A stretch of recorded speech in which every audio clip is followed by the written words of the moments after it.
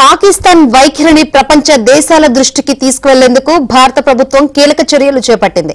ఇందులో భాగంగా వివిధ దేశాలకు పార్లమెంటు సభ్యులతో కూడిన ప్రతినిధి బృందాలను పంపాలని నిర్ణయించింది. ఈ బృందాలు పాకిస్తాన్ ఉగ్ర కుట్రలను, వాటిని ఎదుర్కోవడానికి భారత్ తీసుకుంటున్న చర్యలను అంతర్జాతీయ సమాజానికి వివరించనున్నాయి.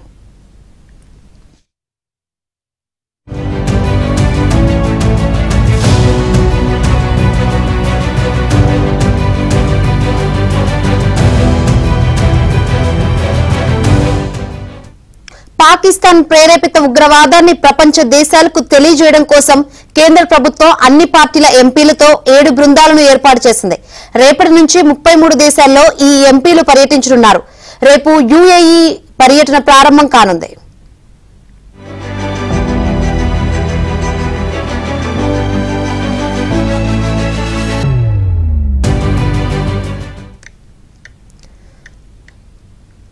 పాకిస్తాన్ వైఖరిని ప్రపంచ దేశాల దృష్టికి తీసుకువెళ్లేందుకు భారత ప్రభుత్వం కీలక చర్యలు చేపట్టింది. ఇందులో భాగంగా వివిధ దేశాలకు పార్లమెంటు సభ్యులతో కూడిన ప్రతినిధి బృందాలను పంపాలని నిర్ణయించింది. ఇదే అంశానికి సంబంధించి మరిన్ని వివరాలు అందించేందుకు మా ఢిల్లీ బ్యూరో చీఫ్ కృష్ణ సిద్ధంగా ఉన్నారు. కృష్ణ, శంకరి 23వ తేదీ నుంచి కూడా ఈ యొక్క బృందాలు సిద్ధమవుతూ ఉన్నాయి. విదేశాలకు వెళ్లి మొత్తం సుమారు 50 కంట్రీల వరకు కూడా ఈ యొక్క బృందాలు తమకిచ్చినటువంటి టాస్క్ ను నెరవేర్చబోతున్నాయి.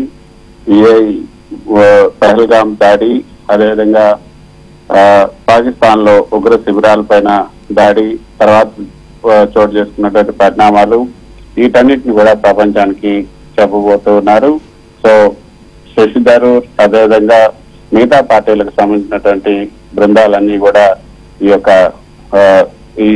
వీటిలో పాల్పంచుకుంటున్నాయి.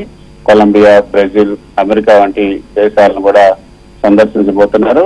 ఉగ్రవాదంపై భారత్ యొక్క జీరో టాలరెన్స్ విధానాన్ని ప్రపంచానికి తెలియజేయబోతున్నాయి.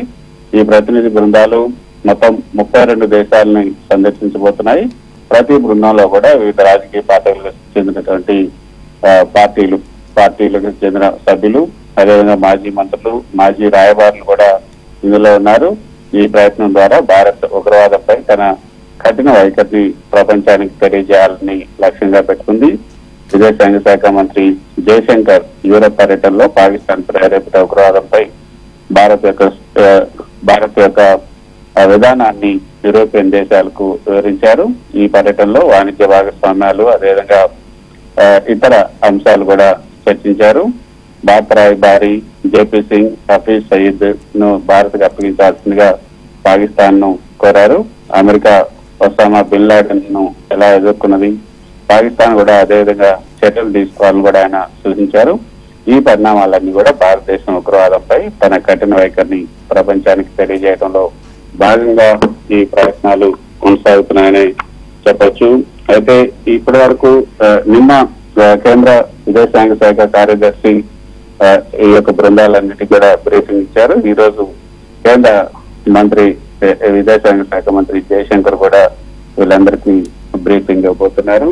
సో ఇదొక మంచి పరిణామనే చెప్పచ్చు. అయితే వాళ్ళందరికీ కూడా ఏ అంశాలని ఈ యొక్క ఈ బృందం అంటే ఈ పర్యటనలో ప్రపంచానికి తెలియజేయాలి అన్న వివరాలతో కూడినటువంటి ఒక బ్రోచర్ ను కూడా ఇస్తూ ఉన్నారు. సో వాళ్ళందరికీ కూడా అన్ని తగిన జాగ్రత్తలు, అంటే డిప్లొమసీలో దౌత్యపరమైనటువంటి భాషను ఏ విధంగా వాడాలి అన్నది కూడా ఇందులో చెప్పబోతున్నారు. ప్రతినిధి బృందం 5 దేశాలని సందర్శించబోతుంది. మొదటి బృందం మొత్తం 51 మంది రాజకీయ నాయకులు, 8 మంది మాజీ రాయబారులు కూడా ఈ బృందంలో భాగంగా ఉంటారు. Right, thank you Krishna.